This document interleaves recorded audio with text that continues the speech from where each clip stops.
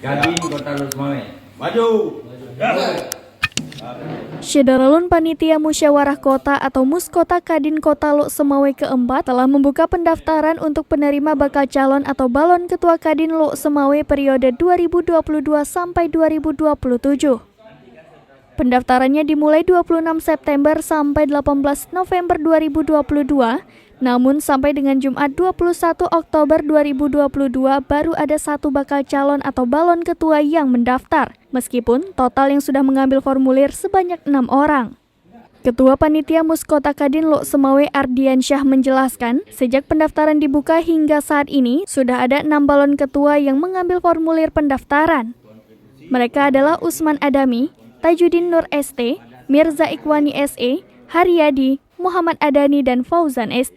Tapi, lanjut Ardiansyah, dari 6 balon yang mengambil formulir, hanya ada 1 balon yang sudah resmi mendaftar. Balon yang resmi mendaftar tersebut adalah Usman Adami. Pantauan serambinews.com pada Jumat sore, Usman Adami datang bersama tim sambil membawa berkas pendaftaran ke Sekretariat Panitia di Wisma Kuta Karanglama, Lancang Garam.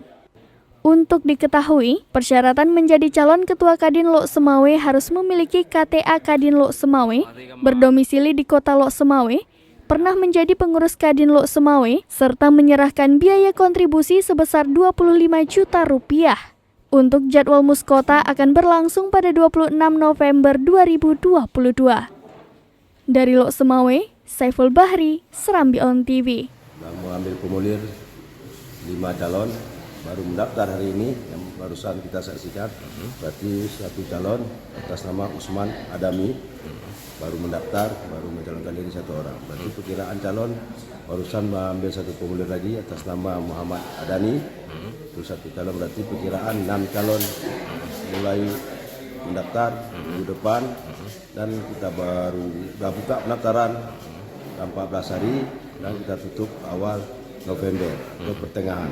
Dan kita lagi membuat rekomendasi atau membuat surat ke Banda Aceh, Kadin Aceh untuk meminta persetujuan jadwal kegiatan, penetapan jadwal. Berarti sejauh ini